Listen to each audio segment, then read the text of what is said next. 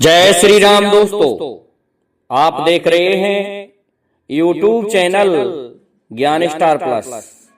तो दोस्तों, आप सभी का हार्दिक स्वागत और अभिनंदन। दोस्तों, आज हमने किसी भाई का कमेंट चुना है। उन्होंने लिखा है कि ऐसी को नारी दिन में संग रात को न्यारी। तो दोस्तों, आज हम इस कमेंट का उत्तर देने जा रहे हैं। इससे पहले जो भाई हमारे चैनल पर नए हैं, उन भाइयों से मेरा निवेदन है कि वे भाई हमारे चैनल को लाइक शेयर सब्सक्राइब जरूर कर दें, साथ ही बेल आइकन को भी प्रेस कर दें, जिससे कि आने वाले वीडियो का नोटिफिकेशन आपको मिलता रहे। देखिए दोस्तों, आते हैं मूल कथा वस्तु पर। कथा वस्तु कुछ इस प्रकार से है कि एक बार ऐसा हुआ, भगवान सूर्य देव की पत्नी संध्या भगवान सूर्य देव से नाराज हो जाती है और भगवान सूर्य देव को छोड़ करके अन्यत्र जाने का फैसला कर लेती हैं। तभी क्या होता है, सूर्य देव को इस बात का पता चलता है। तो सूर्य देव क्या करते हैं, अपनी पत्नी से मना करते हैं। तो पत्नी ऊब चुकी थी, तो उन्होंने क्या किया, अपनी छाया को वहां छोड़ दिया। अब जब छाया को छोड़ दिया तो दोस्तों, छाया पत्नी बनकर रहने लगी। तो अब छाया जो है वो सूर्य देव जैसे ही निकलते तो साथ में ही रहती थी। ये आप सभी जानते हैं कि जो भी इस पृथ्वी पर चराचर है, दिन में उसकी छाया साथ में रहती है। तो छाया पत्नी बन गई और उस छाया से आप सभी को विदित है कि एक पुत्र हुआ था, जिसे हम न्यायाधीश कहते हैं। वो न्यायाधीश उत्पन्न हुए थे शनिदेव।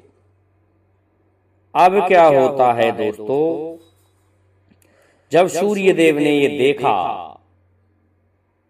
कि ये पुत्र तो काला उत्पन्न हुआ है और ये पुत्र मेरा हो ही नहीं सकता, तब तक वह संध्या आ चुकी थी। तो संध्या पर लांछन लगाने लगे और छाया का स्थान संध्या ने ले लिया।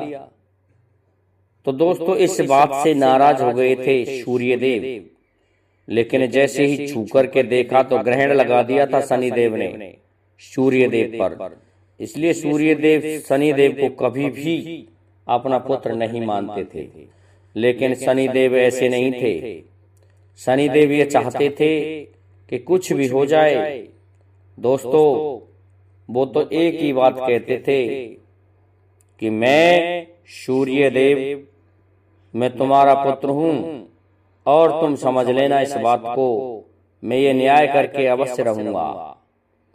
दोस्तों, जब सूर्य देव को समझाया गया, अन्य देवता आए, उन्होंने समझाया कि ये तुम्हारी पत्नी संध्या की ही छाया है और छाया से उत्पन्न हुए हैं शनिदेव, इसलिए ये तुम्हारा ही पुत्र है।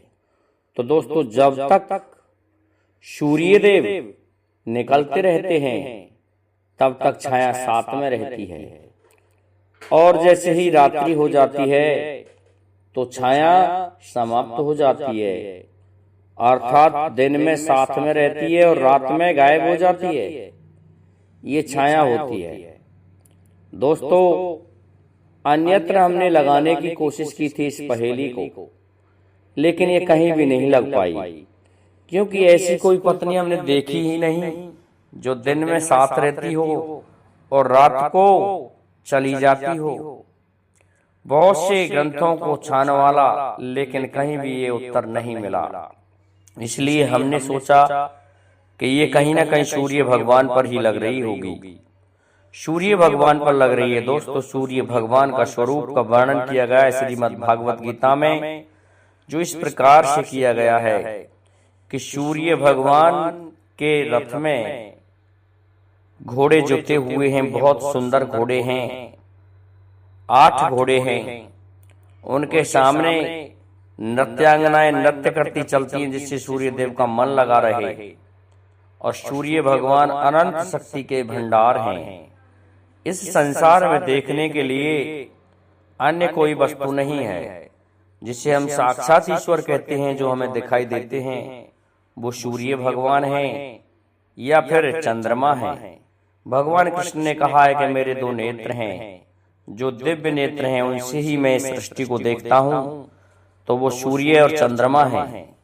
सूर्य इस तरह के हैं जो शक्ति के दाता हैं, ऊर्जा है इनमें, और चंद्रमा शीतलता के प्रतीक हैं। चंद्रमा से जब देखते हैं तो पब्लिक पर नजर करते हैं भगवान, तो सब पर कृपा करते हैं। और सूर्य देव से देखते हैं तो देख रहे हैं कि मेरी जनता क्या कर रही है। दोस्तों, ऐसे सूर्य भगवान हैं। सभी जो दोस्त, जो भाई, जो भक्तगण, जो श्रोतागण, सभी जो हैं, यदि सूर्य भगवान को जल अर्पित करें तो उनके शरीर में तेज आ जाता है। विशेषकर सूर्य देव को प्रातः काल जब जल चढ़ाएं तो उस समय उस जल में होकर सूर्य देव को देखें। इससे एक तेज उत्पन्न होता है इंसान के मस्तिष्क पर, और ये तेज दिखाई देता है अलग ही तरह का।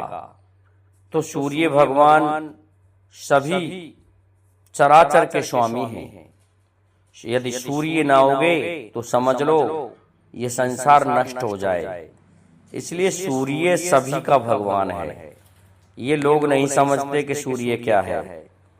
अब दोस्तों, इसलिए सूर्य भगवान के साथ में पत्नी रही संध्या देवी, और संध्या की जो छाया है वो छाया देवी पत्नी बन के रहती है हमेशा। और जैसे ही सूर्य देव अस्ताचल की ओर जाते हैं, जिन प्रदेशों में अंधेरा होता जाता है वहां से ये पत्नी गायब हो जाती है। अर्थात ये दिखाई नहीं देती है, दिन में दिखाई देती है, रात को छाया नहीं दिखाई देती। यहाँ तर्क एक और है कि बल्ब का प्रकाश जब होता है तो छाया दिखाई देती है।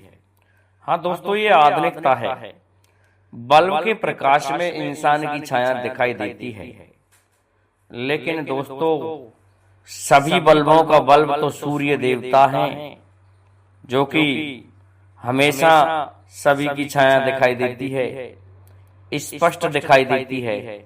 सभी छाया के लिए भागते हैं, क्योंकि जब गर्मी पड़ती है कड़ाके की तो उस समय सभी जीव व्याकुल होते हैं।